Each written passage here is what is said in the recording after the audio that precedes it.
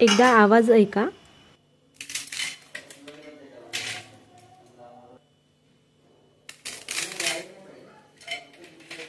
संपेपर्यंत कुरकुरीत राहणारी आणि झटपट तयार होणारी तांदळाच्या पिठाची आपण चकली तयार करणार आहोत। तर मी प्रियंका स्वागत करते तुमचं स्पेशल रेसिपीमध्ये।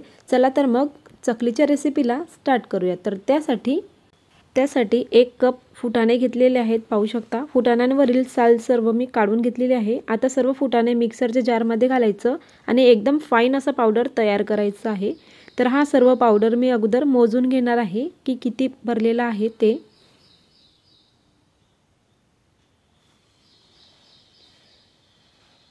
तर इथे 1 कप फुटाण्यांपासून 1 कप पावडर तयार झालेला आहे। सारख्या कपाने 3 कप तांदूळ पीठ घ्यायचं आहे। हा तांदूळ पीठ मी गिरणीवरून लावून आणलेला होता। रेशनचे तांदूळ घेतलेले होते। रेशनचे तांदूळ घ्यायचे, त्यांना स्वच्छ धुवून घ्यायचं आणि घरामध्येच फॅन खाली वाळत घालायचे आणि नंतर गिरणीवरून लावून आणायचे आहे, किंवा तुम्ही मिक्सरवर सुद्धा त्याचं पावडर करू शकता, किंवा विकत सुद्धा मिळतो तांदळाचं पीठ, तो सुद्धा तुम्ही आणलात तरीही चालेल।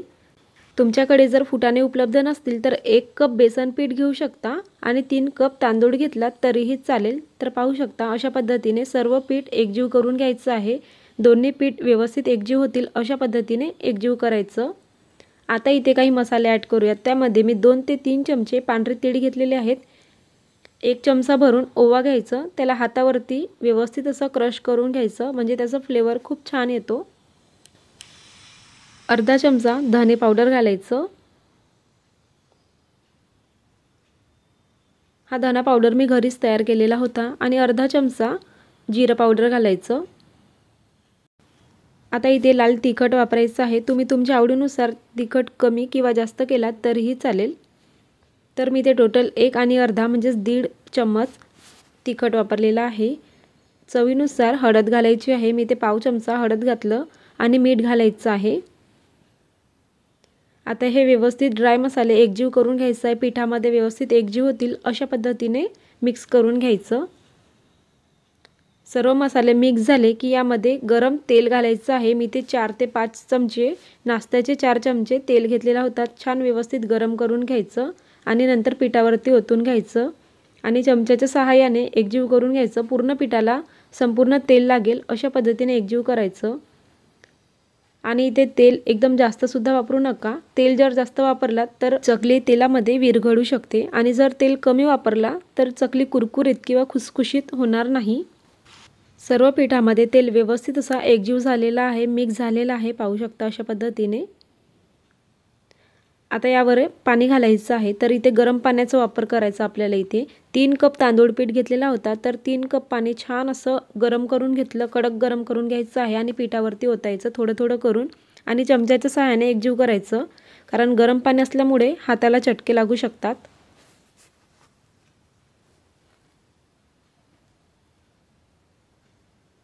आपण 3 कप तांदूळ पीठ घेतलेला होता, तर 3 कपच आपल्याला पाण्याचा वापर करायचा, 4 कप पाण्याचा वापर करायचा नाही।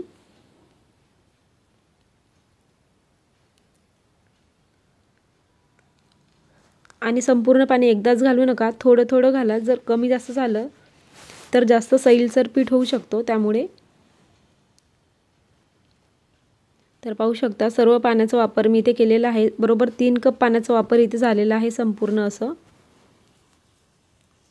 पीठ थोडं थंड झालं की हाताच्या सहाय्याने पीठ मळून घ्यायचं। हाताला थोडे चटके लागू शकतात, कारण आपण इथे गरम पाण्याचा वापर केला आहे, त्यामुळे।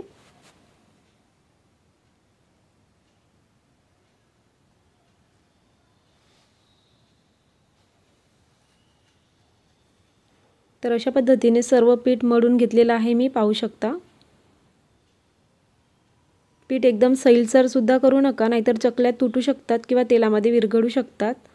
आता थोडासा पीठ हातावरती घेऊन त्याला अशा पद्धतीने रोल करायचं, आणि तुमच्याकडे ज्या पद्धतीचा साचा असेल तो साचा इथे घ्यायचा आहे आणि त्याला चकलीची चिपडी लावून घ्यायची। माझ्याकडे स्टीलचा साचा आहे, तर मी यामध्येच चकल्या तयार करत असते। तर चकल्याच्या साच्यामध्ये सर्व पीठ टाकून घ्यायचं आहे आणि छान दाबून भरायचं आहे। यामध्ये जर थोडीशी जरी हवा असली तर चकली वळताना तुटू शकतं, त्यामुळे छान असं दाबून भरायचं आहे पीठ। आता यावरील झाकण लावायचं आणि सर्वात अगोदर पेपरवरती मी चकल्या वडून घेणार आहे सर्व। अशा पद्धतीने छान अशा काटेरी चकल्या तयार व्हायला लागलेल्या आहेत। सर्वात अगोदर पेपरवरती तयार करून घेऊयात। चकलीस छान असं तयार करून झाल्यानंतर शेवटचा टोक आहे तो थोडा हाताच्या सहाय्याने चिपकवून घ्यायचा, म्हणजे तेलात टाकल्यानंतर सुटणार नाही चकली। मस्त अशा काटेरी चकल्या तयार व्हायला लागलेल्या आहेत, पाहू शकता।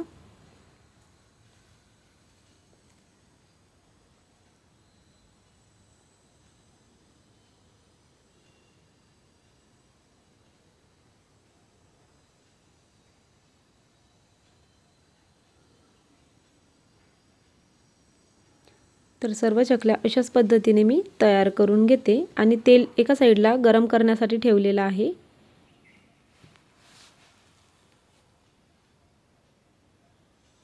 आता तेल गरम झाल्यानंतर एक चकली अशा पद्धतीने हातावरती घ्यायची आणि तेलामध्ये सोडायची। तेल छान गरम असायला हवा।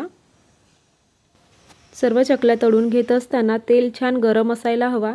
तेल जर गरम नसेल तर तेलामध्ये टाकल्या चकली विरघळू शकते। जेवढं पीठ इम्पॉर्टंट आहे तेवढंच तळणं सुद्धा इम्पॉर्टंट आहे। त्यासाठी चकली तेलामध्ये घातल्यानंतर 1 मिनिटापर्यंत त्याला हलवून घेऊ नका, म्हणजे साईड चेंज करून घेऊ नका, नाहीतर चकली तुटू शकते। 1 मिनिट झाल्याच्या नंतरच साईड चेंज करून घ्यायची आहे आणि मीडियम आचेवर छान असं शिजू द्यायचं आहे, तळू द्यायचं आहे चकलीला। जर गॅसची फ्लेम हाय केली तर बाहेरून तर छान असं डार्क कलर येईल, परंतु आतमधून कच्ची राहू शकते। त्यामुळे मीडियम फ्लेमवरती संपूर्ण चकल्या छान असं गोल्डन कलर येईपर्यंत फ्राय करून घ्यायचे आहेत।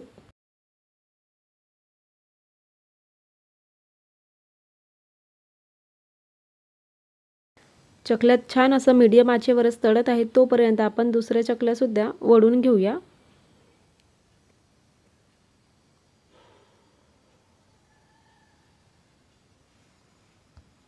इकडे चकल्यांना सुद्धा छान असं गोल्डन कलर आलेला आहे। यामधील बुडबुडे पूर्णपणे कमी झालेले आहेत, म्हणजे समजायचं की यामध्ये पाण्याचं प्रमाण नाही आहे आणि छान शिजल्या गेलेले आहेत। आता झाऱ्यामध्ये काढून तेल झरू द्यायचं आहे आणि एका चाळणीवरती सर्व चकल्या काढून घ्यायच्या। तेल एकदा छान असं गरम होऊ द्यायचं आणि तेल गरम झालं की यामध्ये दुसऱ्या चकल्या सोडून घ्यायच्या आहे। चकल्यांची दुसरी बॅच सुद्धा याच पद्धतीने फ्राय करून घ्यायची आहे मीडियम आचेवरच। पाहू शकता बुडबुडे थोडे कमी झालेले आहे। 1 मिनिट झालं। आता याची साईड चेंज करून घ्यायची। सर्व चकल्या मी अशाच पद्धतीने वळून घेते आणि फ्राय सुद्धा करून घेणार आहे। संपेपर्यंत कुरकुरीत राहणाऱ्या चकल्या तयार होऊन राहिलेल्या आहेत। तर आपण तयार केलेल्या पिठापासून 45 ते 50 चकल्या तयार झालेल्या आहेत। आकार सुद्धा तुम्ही पाहू शकता, एकदम मोठा पण नाही आणि छोटा पण नाही, मीडियम आकाराच्या चकल्या तयार झालेल्या आहेत। याचा आवाज तुम्ही ऐकू शकता।